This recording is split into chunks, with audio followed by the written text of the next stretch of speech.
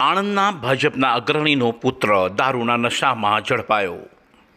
વડોદરા શહેરના અકોટા વિસ્તારમાં કારમાં દારૂની મહેફિલ માણતા આણંદના ભાજપના નેતા અને ગુજરાત સ્ટેટ કોઓપરેટિવ બેંકના ડિરેક્ટર તેમજ દીખેડા જિલ્લા કોઓપરેટિવ મધ્ય સહકારી બેંકના ડિરેક્ટર, આશાપુરી કોઓપરેટિવ ક્રેડિટ સોસાયટીના ચેરમેન અને સહકાર ભારતી ગુજરાત રાજ્યના જિલ્લા સંગઠન મંત્રી તેમજ કરમસદ નગરપાલિકાના પૂર્વ કાઉન્સિલર દિલીપ પટેલ શિવમનો પુત્ર હિરેન પટેલ પોતાના સાગરીતો સાથે દારૂની મહેફિલ માણતા ઝડપાઈ ગયો છે। કારની અંદરથી આઈસ બોક્સ, દારૂ અને બિયરની બોટલો પણ મળી આવી છે।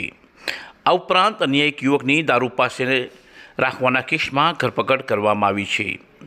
અકોટા પોલીસ સ્ટેશનની ટીમ વડોદરા શહેરના અકોટા વિસ્તારમાં પેટ્રોલિંગમાં હતી ત્યારે ચકલી સર્કલથી નટુભાઈ સર્કલ તરફ જવાના રોડ પર ઇનોવા ચાલક વાંકી ચૂકી કાર ચલાવતો હતો, જેથી પોલીસે કારને રોકીને તપાસ કરતા તે દારૂના નશામાં હોવાનું જણાયું હતું। પોલીસે ભાજપ અગ્રણીના પુત્ર હિરેન દિલીપભાઈ પટેલ રહેવાસી શિવમ બંગલો, કરમસદ રોડ, આણંદ તેમજ જીગર હિતેન્દ્રભાઈ પટેલ રહેવાસી શિવમ બંગલો, સ્મિત મુકેશભાઈ પટેલ રહેવાસી સૌરાષ્ટ્ર કોલોની વલ્લભ વિદ્યાનગર અને કેવલ પટેલ રહેવાસી આનંદ બંગલો, કરમસદ રોડ, વલ્લભ વિદ્યાનગરને ઝડપી પડ્યા છે।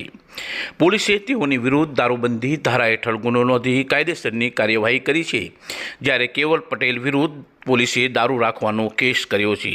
આ ઘટનાને લઈને આણંદ જિલ્લામાં ચકચાર મચેલી જોવા મળી રહી છે।